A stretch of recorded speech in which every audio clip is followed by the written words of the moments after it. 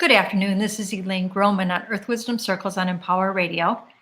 And as you know, this show is about showcasing and bringing to the airways individuals and corporations and projects that are working to make our world a better place. And today I have the wonderful opportunity to not only interview somebody that I absolutely adore, but who lives in a place that I love.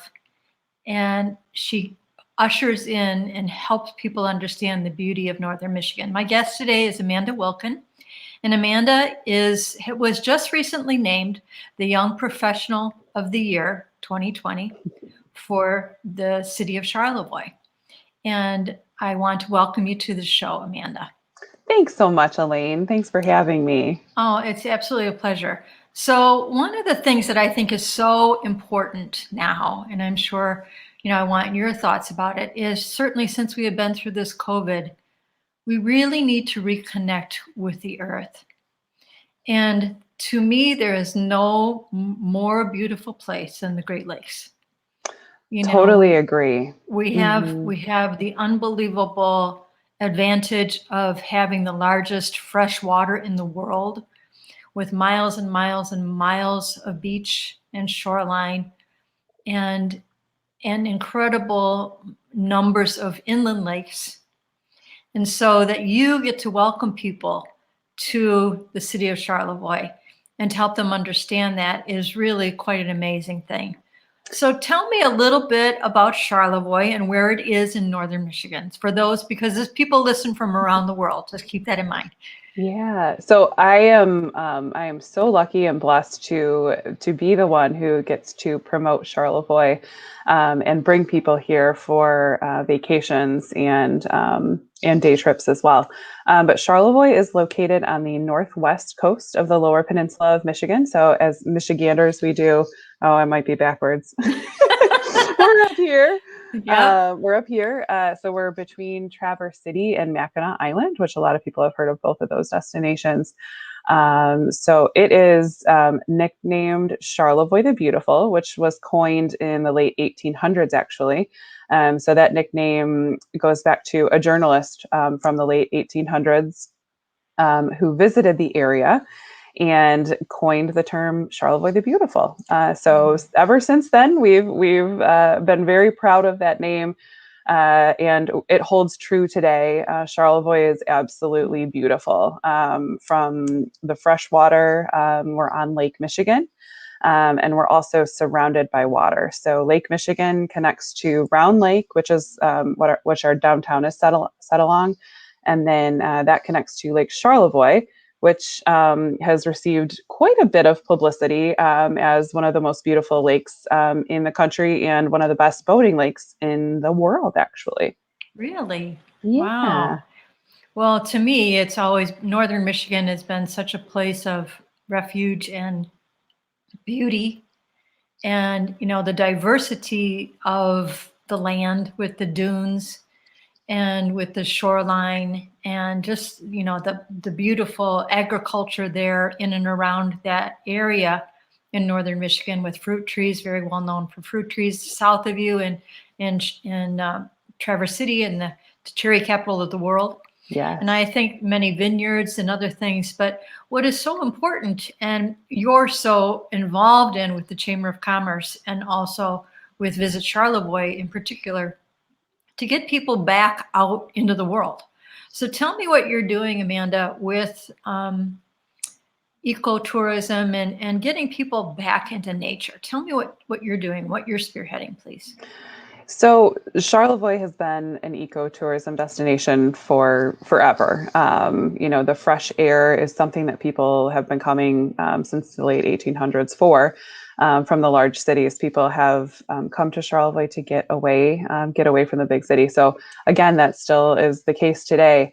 But especially now in 2021 and the pandemic that we've been going through, I think people really feel that need to connect with the earth and to connect with nature. And we are so lucky to be here in Charlevoix and have bountiful nature and beautiful waters and great places to connect to the earth.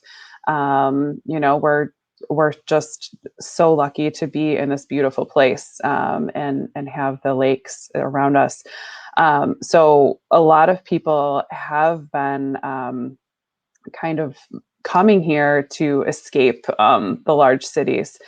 So a lot of our short-term rentals have been rented out for for months at a time, and people really want to escape their lives in the larger cities, and come here to a place that is a little bit more relaxed, and you see a lot less people here as well, especially in the wintertime. So it's been a refuge for many people during this pandemic. And we're happy to have our new friends here. And it's been great to see all these new faces. Well, one of the things, if I'm not mistaken, that you're working on is making sure that there's wonderful walking trails and trails of different kinds to connect places of interest, Yes. and can you tell us a little bit about that? Yeah, so new trail projects. First, I'll talk about a trail that is my absolute favorite trail in the whole world. It is the Little Traverse Wheelway. It connects Charlevoix to Harbor Springs, so going through Bay Harbor and Petoskey. Elaine, have you been on that trail before? No, but you'll have to Okay. take me. Next time you're here, we'll go. It is absolutely beautiful. So it goes along the coast of Lake Michigan. It is probably the most beautiful trail in Michigan. I might be biased, but I think it's the most beautiful trail. So you get a lot of areas that you see the lake. Most areas you're riding along the Lake Michigan, and then you go through the woods a little bit as well. And then there's some boardwalk areas over wetlands, and you just get to see a lot of the naturescape in northern Michigan along this trail. So Little Traverse Wheelway connects us up to Harbor Springs. And then the new trails we're working on right now, the Charlevoix to Boyne City Trail. So that connects Charlevoix over to Boyne City to Boyne Falls. And where is that in relation to Charlevoix, for those who are not familiar? Yep. So that is about 20 miles east along Lake Charlevoix. Okay. So that trail just goes along the top coast of Lake Charlevoix. It's absolutely beautiful, and connects to the other trails in northern Michigan.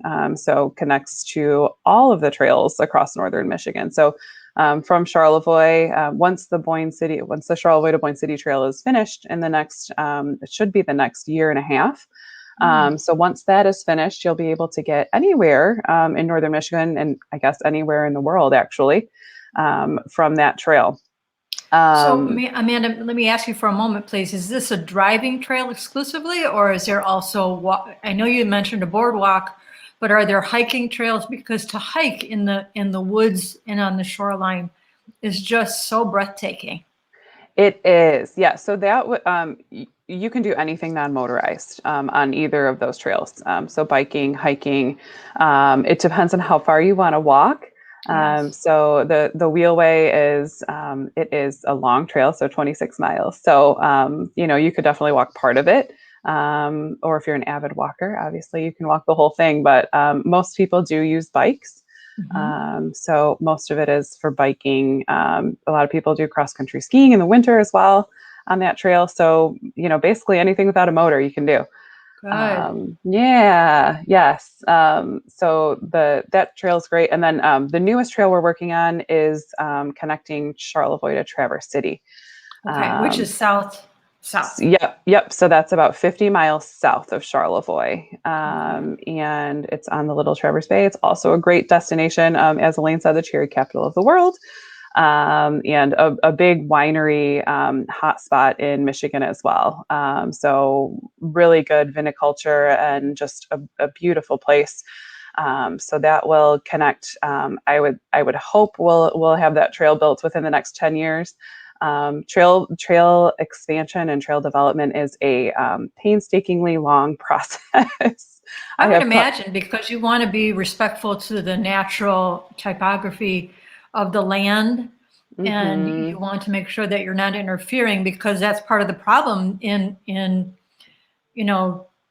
urban development, if you want to call that, is, they just go wherever they want to go. And I think that you're probably, I would imagine, much more careful and mindful of the waterways and things of that nature. Yes, it is. It is very thoroughly planned out, and you have to get a lot of agreement from landowners too. So there are a lot of farmlands and homeowners, property owners that have to give a little piece, a little sliver of their land in the hopes of getting this trail completed. So it is. It is an environmental, thing to make sure that, you're making sure the environment is not disturbed. So it's a long thing. It's a long time, and it's definitely worth it in the end to give access to people to see all of these beautiful places, really. And as you know, that I've always been a student of Native American information, so I'm very intrigued as to why they call it the Wheel Trail, because I have an idea why, but do you know why? I do not know. No, I don't. I Actually, assumed it was for biking. well, actually, I would think that would have to do more with the medicine wheels, because Maybe. Michigan was native land Mhm. preceding, colonization, which of course Charlevoix was not the original name of the city. It Right. was called the Pine River, I believe, right? Or the Pine Hmm. Trail, Yep, Pine River. Pine River. So, I think that one of the things I want to talk to you later about in the hour is the wonderful way that you're bringing back that history of the indigenous people and respecting that heritage, because they are the keepers of the earth and they understand so much more that we need to remember. And I want to thank you personally for what you're doing in regard to helping their stories be returned, Of course. because Yes. it's such an important part of the Americas, not just the North American continent, but the Americas. And Hmm. certainly Michigan is of utmost importance to that, because it was Yes. sovereign land, so beautiful. So thank you for what you're doing in that regard, because, in the ancient histories of this country, Native peoples knew how to navigate the waterways to get to places very quickly, to trade, to barter, to all of those things that were a part of life, you know, Yeah, pre. it is so interesting. And I personally am just at the tip of the iceberg learning about their Native American histories and culture. So I'm fascinated by it, and I think it's something that everyone should be learning about. Oh, yes. And I really am. When I read that, when you sent me that information, I was just so happy, because, Yeah.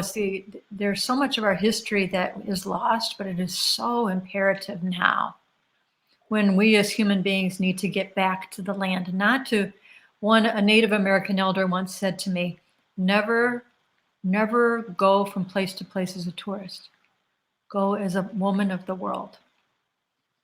Very And so nice. that, to me, really helps you to understand this is our home. This earth is our home.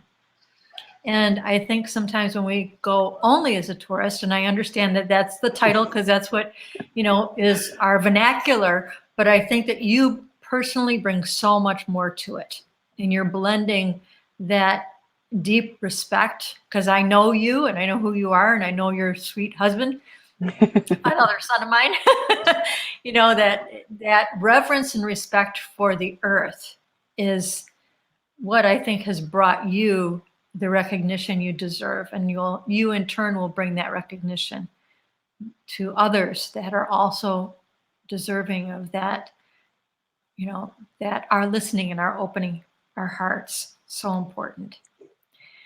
So can you tell me a little bit about the incredible, I know every time I go to Charlevoix, other than visiting you guys, is I love to go to get the fish. Can you tell me Oh about yeah. the fisheries and, that industry that the freshwater fish is just phenomenal here. It is the best. So John Cross Fisheries, they supply much of northern Michigan with fresh caught fish from Lake Michigan. And it's based right here in Charlevoix on Round Lake, which is our downtown area in Charlevoix. They have been fishing for generations, generations and generations. And again, going back to the Native American culture, they have many Native Americans that work for them and fish, and that is kind of how they're able to catch fish and to supply fish to all the Northern Michigan restaurants as well. So you can go in Charlevoix, you can go right into their store. You can see the fish being processed And smoked. Oh, and man, is that smoked. Yes. phenomenal. Yes. So I'm not a huge, I shouldn't say this out loud, but I am not a huge fish lover actually. But Northern Michigan, I should say that again. I don't like seafood, but I like lake food. Yes, it's Uh, different. It's a totally yes. different flavor and texture. Yes.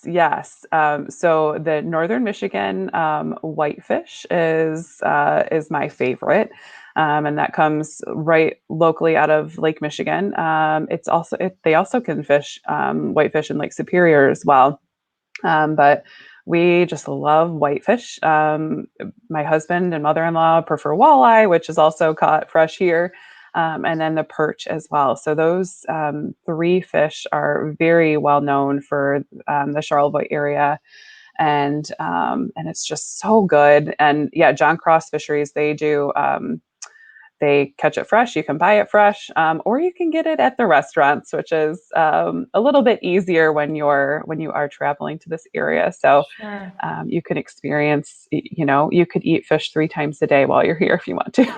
Breakfast, lunch, One and of the dinner. things too that is so interesting and I think very unique to Charlevoix is what are called mushroom houses.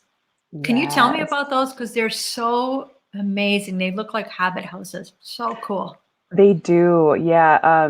So the mushroom houses were built by Earl Young, which he actually learned his stonemasonry from Castle Farms when that was being built in the mid 19 teens. So they finished that in 1918. Earl Young was very young then, and he watched the stonemasonry process at Castle Farms. So he began to learn his love of stones and how they fit together to make buildings and structures from there. And he went on to build, 27, 28 homes and structures in the Charlevoix area. They are called mushroom houses because they look like they grew up out of the ground like a mushroom. So they are very organic looking. And Earl Young, his aesthetic was to have something look like it just grew up out of the ground. Again, with the environmentalism, he wanted no impact to the land. So a couple of his homes actually, as the trees have grown, the homes that were built in like 1950s era, the trees are like this close to the house. Some of the roots are kind of like lifting up the houses. Oh my. And yeah, but the homeowners, they're not going to do anything to their houses. Most of the houses are in a historic district now, so they are protected because there have been a few of them that have been completely overhauled, much to the community and the historic buffs in the area, much to their dismay. But the people who have redone them, they're beautiful as well. But we want to save that little piece of history here in Charlevoix. So they did or make a historic district. And some of them have thatched roofs, don't they? So that originally a lot of them did have thatch roofs, thatch or cedar shakes were his original things. The thatch of that Earl Young originally did, the thatch actually didn't last very long. Well, I would think because of the weather, I would think it would Yes. deteriorate. It's not, Right. like in Europe, in the British Isles and Ireland and Scotland, where you see them more often, certainly in Ireland. but they have an Irish look to them, most definitely. Yes, yes. So the Thatch House is one that was redone probably about 6 or 7 years ago. Hmm. It was actually Earl Young's home. It was almost dilapidated. You couldn't live there. It was in really rough shape. So the gentleman that bought it, he envisioned making it what Earl Young would have wanted now. So Mm. he brought in thatch experts from Europe, and they put a new thatch roof on this home, and it is on a bluff on Lake Michigan. Oh my. So it is. It does receive quite a bit of weather, and so it needs to be repaired fairly frequently. But it is just so cool. It's so beautiful, and it is a home that you can actually stay in. So if you're interested, look it up. It's absolutely beautiful. I've been in it a number of times, and you just feel like you're in a fairy tale when you go in this house. Mm. It's so cool. That is awesome. So tell me about how, I know that um, boating and fishing is so important there. And I was doing a little bit of research of how they connected, I think it was in the early to mid 1800s, Lake Charlevoix, Round Lake, and Lake Michigan. Can you tell us a little history of that? Sure. So Lake Charlevoix is just as it was, as it was made by God, right? So Lake Charlevoix is the way it was, but Round Lake and the Pine River, which connects Lake Michigan to Round Lake, they were dredged a long time ago. I can't remember what I think year. it was in the early 1800s, if I'm not Yeah, mistaken, or around yes. sometime in the 1800s, I believe. Yeah, because they had to get so logging was a big thing, Yes. and the logging industry from Boyne City, actually. So the cities surrounding Lake Charlevoix, those cities they were huge into logging, and some large barges would come through. So they had to make the Pine River channel, which connects Lake Michigan to Round Lake, and Round Lake to Lake Charlevoix. They had to dredge that out so that they could get those barges through to collect the wood for all of the furniture making and everything else we do with wood these days, which no longer happens in this area. But that is how people began to colonize and began to live here, is the logging and fishing industry. So do you know, have they replenished the areas that had been logged previously? Because I know it looks very heavily wooded. And I would imagine with the eco consciousness of northern Michigan that they would try to make sure that they recouped that. Yeah, most areas they were either built, they built homes and such in Right. those areas that were logged, and they've just let the wood naturally come back. So it is very heavily forested, and very very wooded in most of the areas up here. All of the nature preserves, which going back to you talking about the hiking, there's 20 different nature preserves within about 5-10 minutes of downtown Charlevoix. So there are many, many nature preserves, and they have naturally come back. The woods have just come back, and now we are very conscious of degradation of the land, and making sure that if there is any logging going on, that it's done in a sustainable way. One of the things that I know that you're working on is culture diversity, obviously to bring back the Native American culture, but also, you have the Venetian Festival, you have all kinds of things.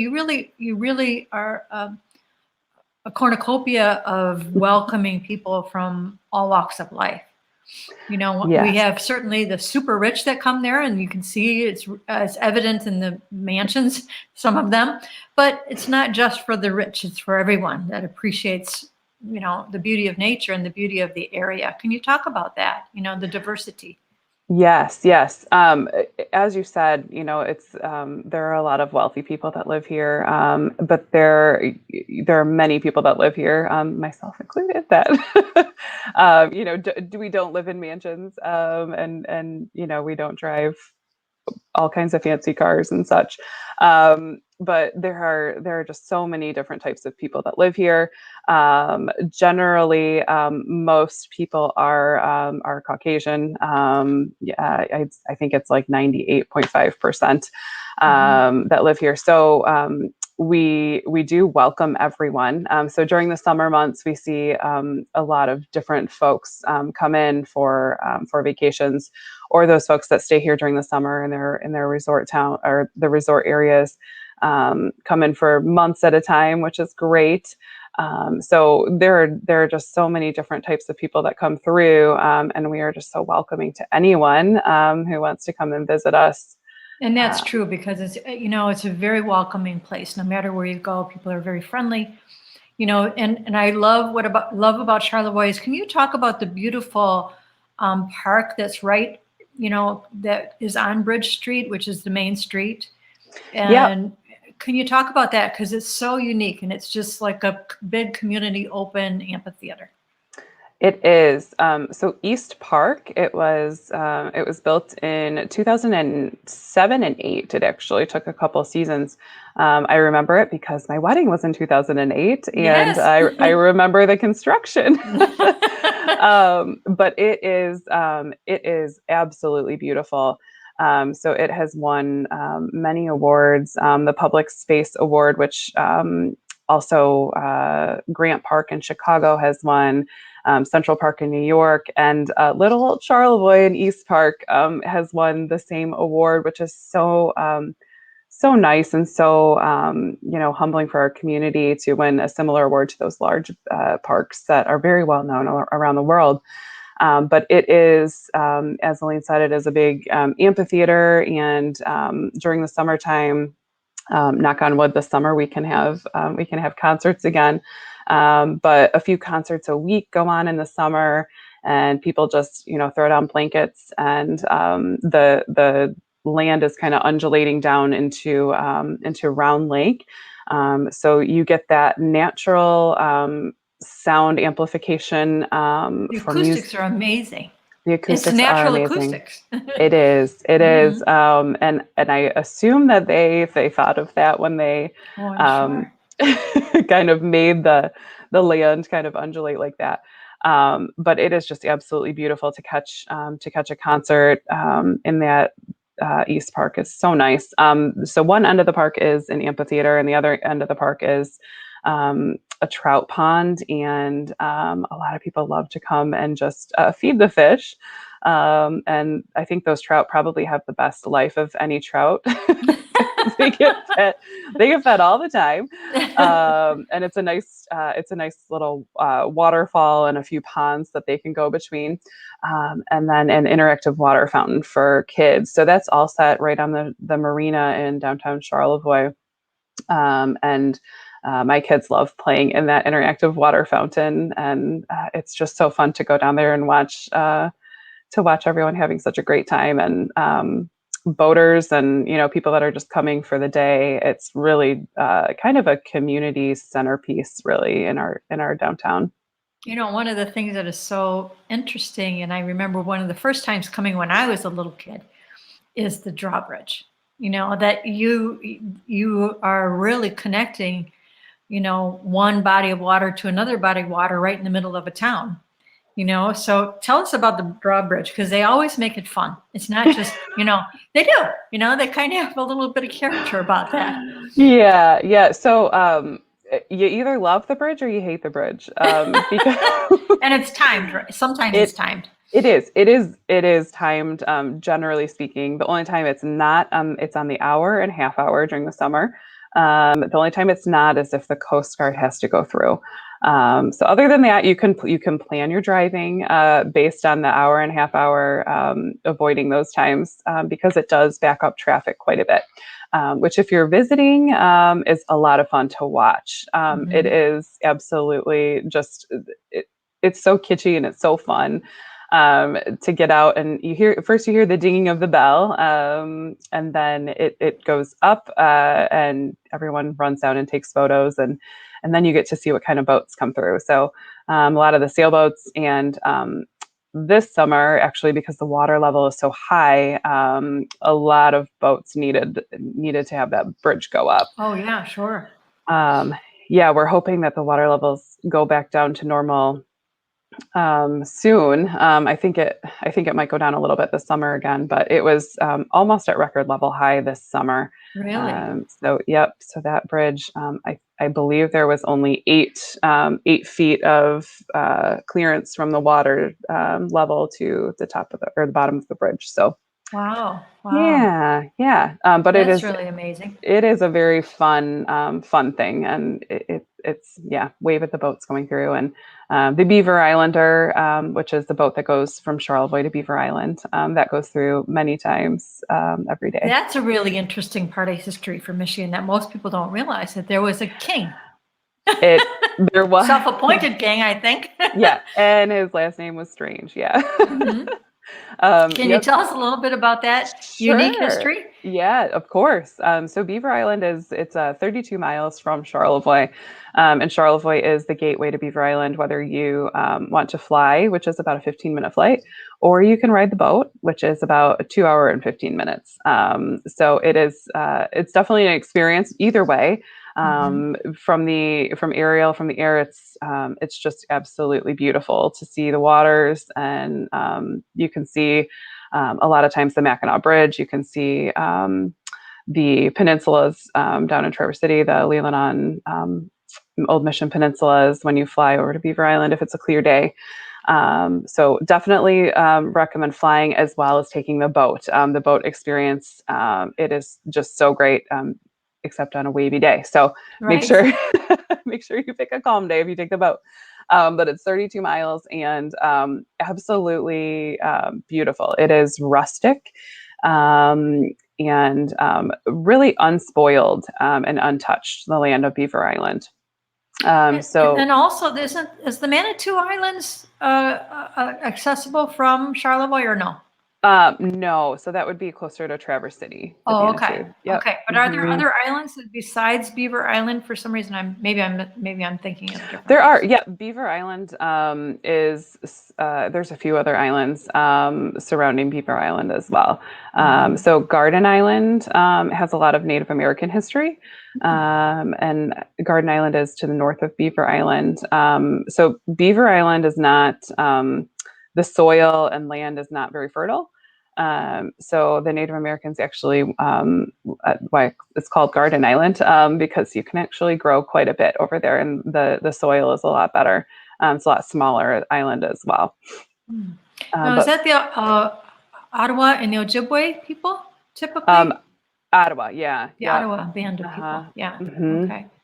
That's really interesting. Yeah. Yeah, yeah. So their culture goes way back, but going back to their Irish history, when Hmm. King Beaver Island now has a lot of Irish heritage on. A lot of Irish people are still living there, but King Strange was a Mormon king. He proclaimed himself, so he was the only king in the United States. So way back.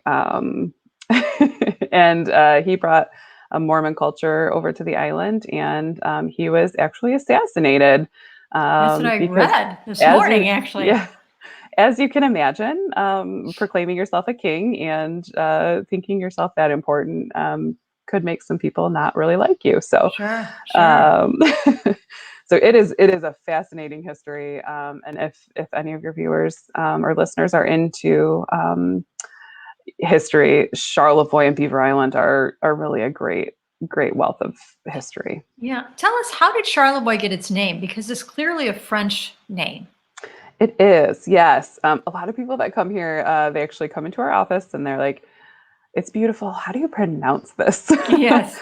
We Americanized it. It should have been Charlevoix, and named for the French Jesuit missionary. His last name was Charlevoix, so Pierre Francois de Charlevoix. Charlevoix. Hmm. So he came through almost, I think it's 300 years ago. This summer, I believe, is the So it's been a long time. And he was kind of he didn't stay long, but he was just the namesake that Charlevoix was named after. So he kind of just traveled through, but the name stuck. That's interesting. That's really Hmm. interesting. So, and can you tell us about, I know they have big festivals there.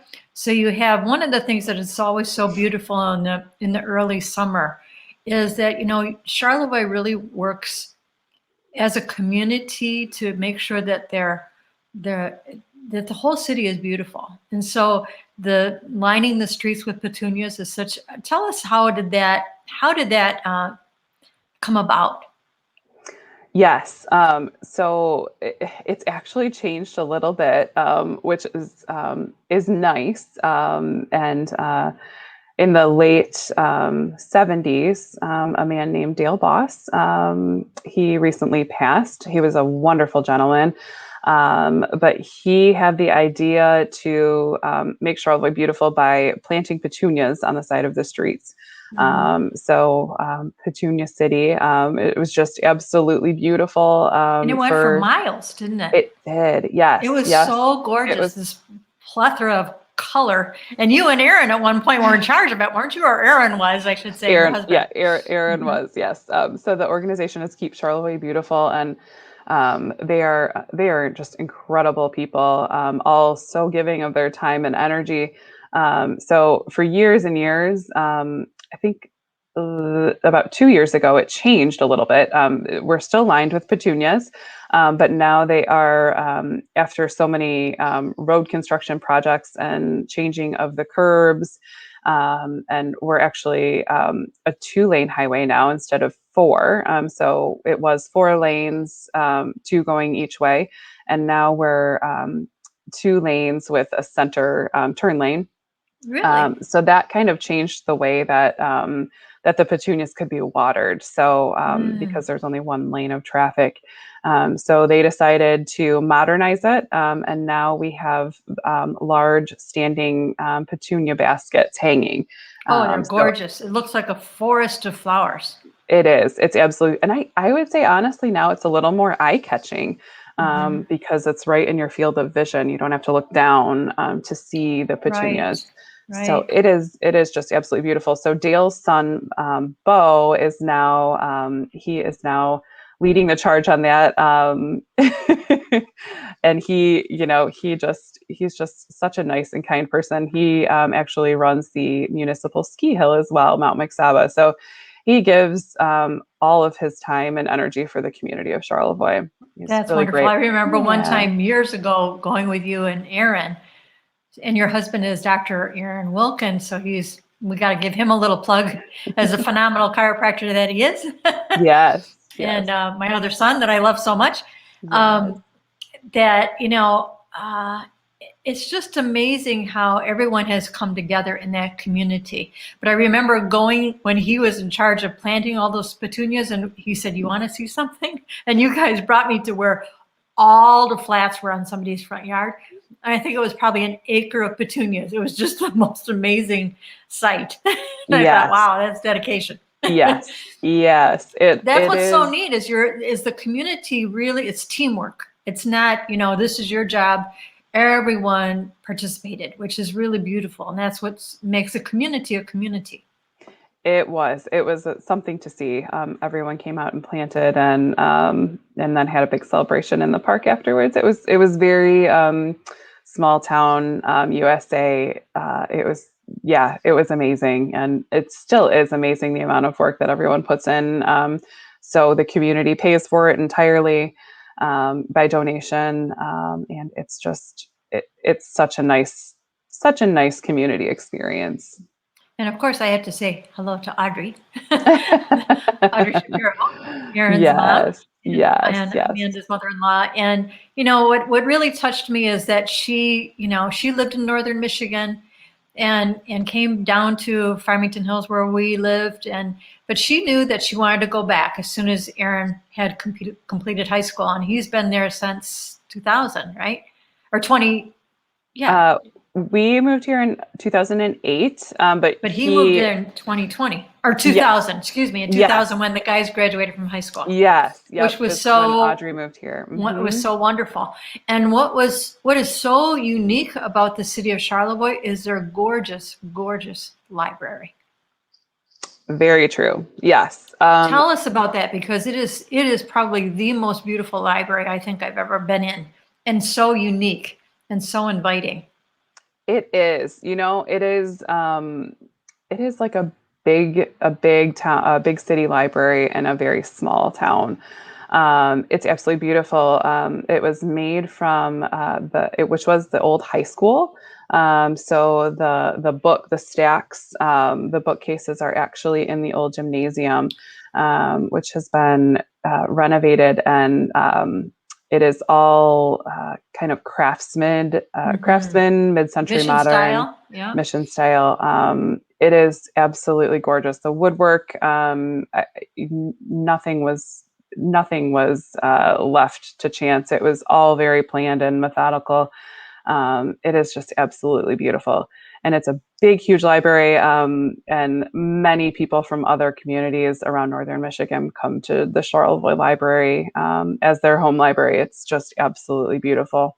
Yes, and it's a two-story library, which is unique. Many places just have a single story or they have the kids in the lower level, but the kids are a part of the whole thing.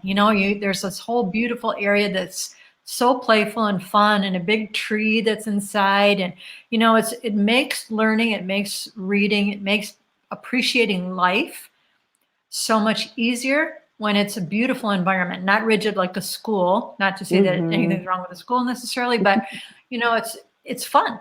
Who doesn't want to read underneath the tree? And if it's snowing outside, it's good to have the tree inside, right? Right. Yeah. Yeah. You can get in a tree and pick up a phone and listen to a book. Actually, it's very unique.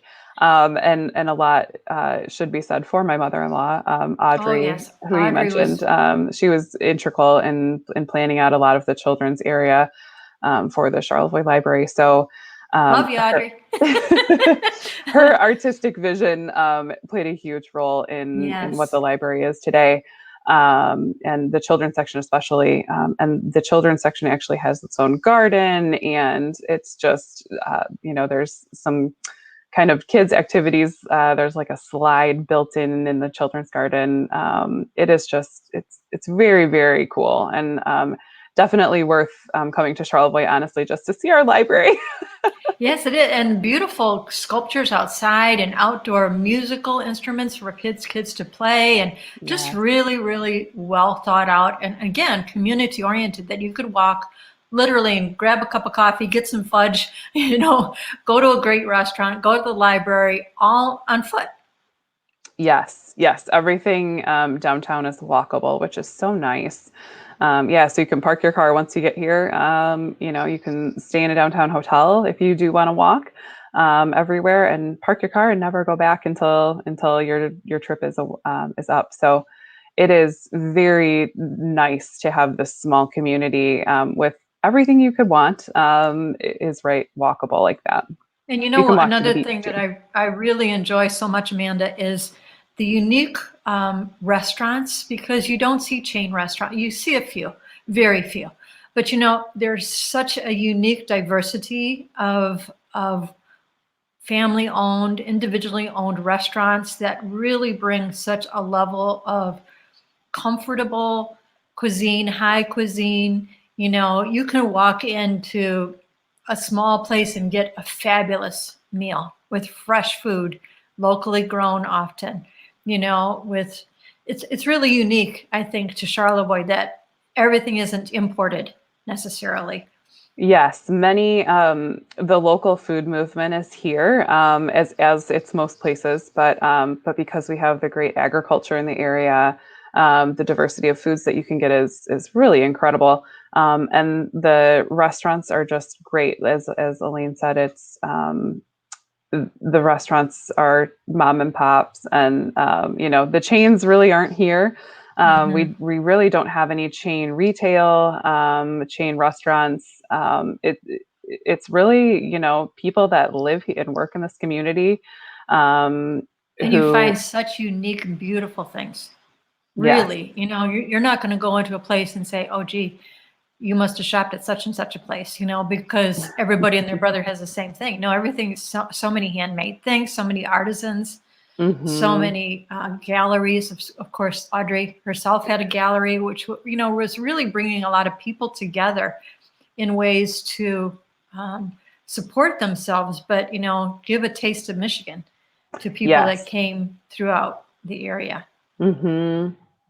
Yes, it's great. When you come to Charlevoix, you really find a unique experience overall. But if you want to buy anything, it's going to be unique as well.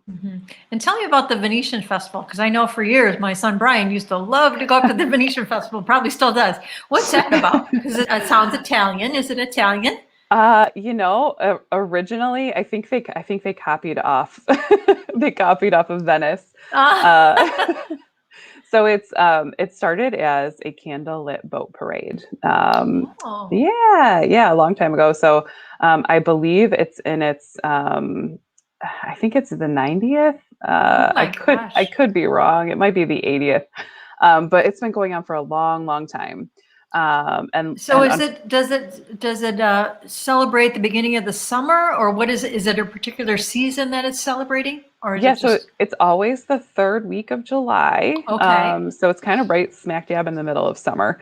So it's always great weather. Maybe it's that time because of the weather's the best in northern Michigan in July. So I'm not sure why it's then, but it's always the third week of July. So it starts every day. So it's an entire week. There's live music. There's a lot of different sporting activities. There's, the downtown is actually, the street is closed for a few days toward the end, where the larger concerts come in, the larger name bands come in at the end of the week. And then there's fireworks on 2 nights. So one night is not good enough for us here in Charlevoix. So we have to do 2 nights of fireworks. Well, there's nothing like watching the fireworks from a boat, I would imagine. Someday I got to do that up there. Very true. Very true. Yes. So it is absolutely beautiful over the water. So you can watch 2 fireworks shows in one, because you can watch the reflection in the water. It's such an experience, and it's definitely the most popular time to be here as well. So if you do want to come for the Venetian Festival, I would suggest making lots of plans in advance and reservations in advance. Because it fills up, doesn't it? Yes, and another thing that's so unique, again, your small shops and different kinds of things, is there's a wonderful art community up there. There is. That is so, to be an artist is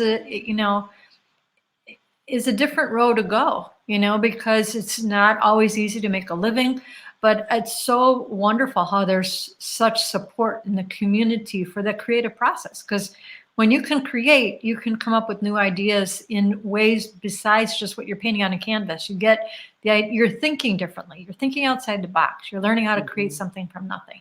And that's an important skill that we need to remember.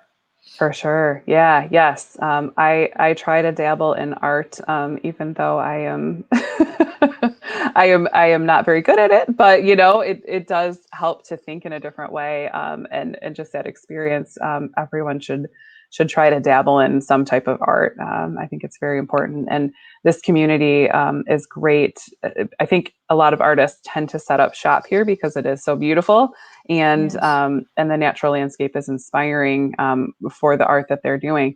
But they're here and they're very supportive of each other. And there's a lot of collaborative galleries that many Michigan artists are featured in. So any of the art galleries that you go to, you're going to see a lot of art from many people in Michigan, which is very nice. That's great. So I want to talk about you, congratulate you for being, to being singled out as the Young Professional of the Year, which, for those who are not aware of it, it's individuals under 40 who have really made a substantial contribution, not just in the business world, but community, in really many, many ways. Tell us about that and how that's touched you. I'm sure it has, because I know that you're a very humble person. Yeah, I don't want to talk. No, I'm just kidding. Come on. I am very honored and humbled. It's just amazing. Visit Charlevoix is kind of the tourism end of economic development here in Charlevoix, and I actually office with the Chamber of Commerce. So for them to call me out and give me this award is so nice because they see what I do on a day-to-day basis. So it truly means the world for them to recognize my efforts, in the community, since they do see me every day. So they definitely know what I do, and for them to honor me with this award is so nice. And Well, and you yeah. also sit on many boards. You've done many things. You're not just sitting in your office doing something. You're really learning about your community, engaging the community, literally helping people get to know one another. And sometimes it Yeah. takes somebody who maybe wasn't necessarily born and raised there to be that one, because you're just naturally curious and you're naturally, wanting to get to know people. And I think that's Yeah. so wonderful. I think, there's a lot to be said for people that have lived here their whole lives, because they know the community better than anybody. They know everyone Right. here. They grew up with everyone. Right. So for me to come in as a newcomer, to be accepted, is so nice. We've been here for 13 years now.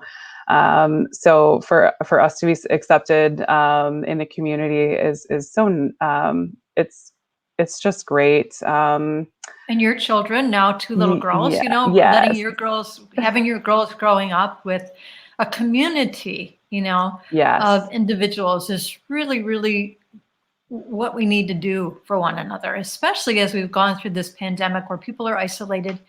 We need to not be isolated if we can help, and do it in a safe way. And we can kind of create a new norm that is Hmm. healthy and a different level of respect for life itself. And I think that Yes, that is really very important. And I think that you're working a long ways and doing a lot to make sure that happens. yes, yeah. If I could say anything to your listeners, viewers, is to just get involved in your own communities. Mhm. It's so important to be in a small community here in Charlevoix. It might be easier for us here because there's not as many people, so it's a lot easier to get involved in boards and committees. But any community that anyone lives in, anyone would be welcome to get more involved. All the nonprofits and boards and committees really want more people involved. So the more involvement, the better. I think is what's so important. Well, and when we recognize that we're all in this together, and especially in northern Michigan, some people have never been to Michigan, but when they come, it's breathtaking. It really is the best of the four seasons. You Hmm. know, even though it can be very cold, it's just so beautiful and pristine. And you see the power of the water, you see the power of the wind, and moving dunes, and there's just so much to be said and so much to be explored that really touches my heart. And Hmm. sometimes I have to run away to go up north, to just be immersed in something, so beautiful and Yes. ancient. Yes, yes, it's definitely, you're looking back in history and the formation of the continents, and it's all evident here, and it's just so cool to looking at a Petoskey stone, which has, Well, that's what I wanted to ask you about. Most people don't realize that the Great Lakes were formed by glaciers, right, and yep, that these Petoskey stones, which are the state stone, literally was a living organism. It was right. coral, right? Yep, fossilized coral. Yes. Mhm. So if anyone wants to come find Petoskey stones, they can come to my office and take me out of the office, and I'll go to the beach with you. I'm I tell already you, happy.